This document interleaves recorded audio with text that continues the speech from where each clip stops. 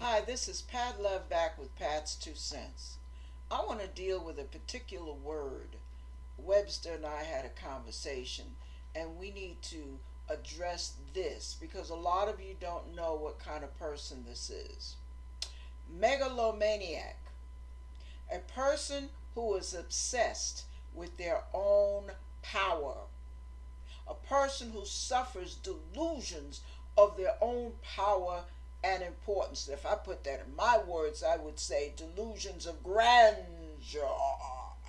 Okay, now we're going to move on and we're going to go down because we're still on the same page. Narcissistic personality disorder. This article is about the psychiatric condition. For information about the trait, see narcissism. Megalomania redirects here for other uses. Narcissist personality disorder, NPD, is a personality disorder in which there is a long-term pattern of abnormal behavior characterized by exaggerated feelings of self-importance, an excessive need for admiration, and a lack of understanding of others' feelings. Mhm. People affected by it often spend a lot of time thinking about achieving power and success or about their appearance. They often take advantage of the people around them. Do they take advantage of you? Is there a narcissist in your back pocket, in your living room, in your bedroom? Ooh, uh-oh. Listen. I'm going to repeat that. They often take advantage of the people around them. Do you feel taken advantage of? Hmm. Sorry for the glasses, you guys. My eyes are tired from reading from the screen. The behavior typically begins by early adulthood and occurs across a variety of situations. The cause of narcissistic personality disorder is unknown. It is a personality disorder classified within Cluster B by Diagnosis and Statistical Manual of Mental Disorders. Diagnosis is by a healthcare professional interviewing the person in question. The condition needs to be differentiated from mania and substance use disorder. Treatments have not been well studied. Therapy often difficult, as people with this disorder frequently will consider themselves having a problem. About 1% of the people are believed to be affected at some point in their life. It appears to occur more often in males, than females. No offense, you guys, but yeah, that's kind of true. The personality was first described in 1925 by Robert Wilder, while the current name for the condition came in use in 1968. Now, I'm not going to keep going on that, but I'm telling, oh, wait, no, you got to hear this. Signs and symptoms. This is your warning for people who think they have a lover, but they have something else, baby. I'm going to tell you, no, that ain't a lover. That's another. A whole nother ball game you really don't want to play with. Listen, signs and symptoms. People with narcissistic personality disorder are characterized by their persistent grandiosity, excessive need for admiration, and a disdain and lack of empathy for others. You can't have empathy. You can't have any kind of love when you can beat down and beat down and beat down and beat down and think they're supposed to get up and serve you dinner with a smile, and then part their legs and serve you dessert with a smile, and make it sound like you're just wowing them when you just got through just about beating the daylights out of them. They're not supposed to cry. Oh, no, you don't have time for that. You need them to get up and serve you now. Like they don't even matter. What's wrong with you? Okay. I got it. narcissistic? All right, let's move on. These individuals often display arrogance, a sense of superiority, and a power-seeking behaviors. Narcissistic personality disorder is different from having a strong sense of self-confidence. People with NPD typically value themselves over others to the extent that they disregard the feelings and wishes of others and expect to be treated as superior regardless of their actual status or achievements. In addition, people with NPD may exhibit fragile egos. Let me put it in my words. You're insecure, you don't think you're anything, so you gotta fake it and beat down somebody else so you can stand on top of them and make yourself look taller at their expense, of course. Anyway, that's Pat. Back to Webster. Okay. Let's see, where am I? Okay. In addition, people with NPD may exhibit fragile egos, an inability to tolerate criticism, and a tendency to belittle others in an attempt to validate their own superiority. What did I just say?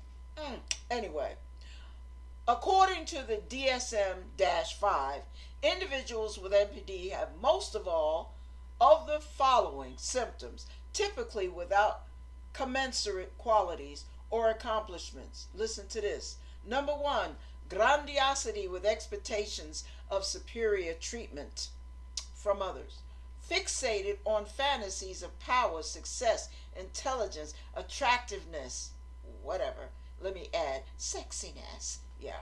Self-perception, number 3, of being unique, superior, and associated with high status people and institutions. Number 4, needing constant admiration from others. Number 5, sense of entitlement to special treatment and to obedience from others. You do what I say, do when I say do it. Number 6, exploitive of others to achieve personal gain. Unwilling to empathize with others' feelings, wishes, let me add, besides needs, pain that you inflict. Okay, let me back down. Pat's 2 cents is over. Back to Webster. Number 8, intensely envious of others. Didn't we just say what love was not? Envy is one of the main things. That is not love. You have anybody like this, baby, you better turn tail and run. Run while you got life in you to do it. Use your brain. Okay. Intensely envious of others, and the belief that others are equally envious of them. Pompous and arrogant demeanor. NPD usually develops by adolescence or early adulthood. It is not uncommon for children and teens to display some traits similar to NPD, but these are typically transient without meeting full criteria for the diagnosis. Now, here's my word.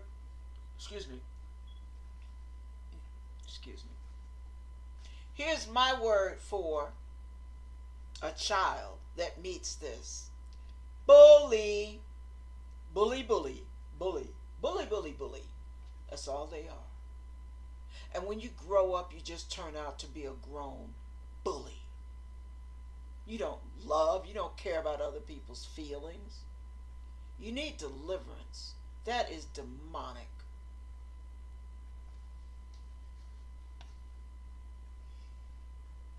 Symptoms also generally impair an individual's ability to function at work, school, or in other important settings. According to the DSM-5, these traits must differ substantially from cultural norms in order to qualify as symptoms of NPD.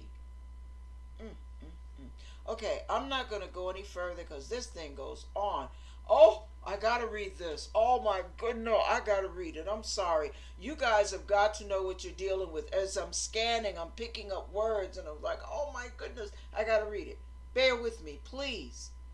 People with NPD tend to exaggerate their skills and accomplishments as well as their level of intimacy with people they consider to be high status. Their sense of superiority may cause them to monopolize conversations and to become impatient or disdainful when others talk about themselves. In the course of a conversation, they may purposefully or unknowingly disparage or disvalue the other person by overemphasizing their own success. When they are aware that their statements have hurt someone else, they tend to react with contempt, to view it as a sign of weakness. When their own ego is wounded by a real or perceived criticism, their anger can be disproportionate to the situation. Pow! All right. But typically, their actions and responses are deliberate and calculated. Despite occasional flare-ups of insecurity, their self-image is primarily stable. To the extent that people are pathologically narcissistic, they can be controlling. Let me read that. They can be controlling, blaming, self-absorbed, intolerant of others' views, unaware of others' needs, the effects of their behavior on others, and unaware of others' needs. They are unaware of the effects of their behavior on others and insist that others see them as they wish to be seen. Narcissistic individuals use various strategies to protect the self at the expense of others. They tend to devalue, derogate, like with derogative statements, derogate, insult, blame others, and they often respond to threatening feedback with anger and hostility. Since the fragile ego of individuals with NPD is hypersensitivity to perceived criticism or defeat, they are prone to feelings of shame, humiliation, and worthlessness over minor and even imagined incidents. They usually mask these feelings from others with feigned humility, isolating socially, or they may react with outbursts of rage, defiance, or by seeking revenge. When was the last time a fist of outrage hit you in the face? The merging of the inflating self-concept and the actual self is seen in the inherent grandiosity of narcissistic personality disorder. Also inherent in this process are the defense mechanisms of denial, idealization, and devaluation. Whew, I've got to stop because this thing looks like it's going to go on and on and on. So, it is about over. Now listen. Pat's 2 cents, and I'm done. Anybody you see that has those traits, baby, you better run. A sociopath cannot feel guilt. A sociopath cannot feel another one's pain. They don't care. And you think you can love them into caring? Wake up and smell the coffee. Run. Call it a day while you are still alive.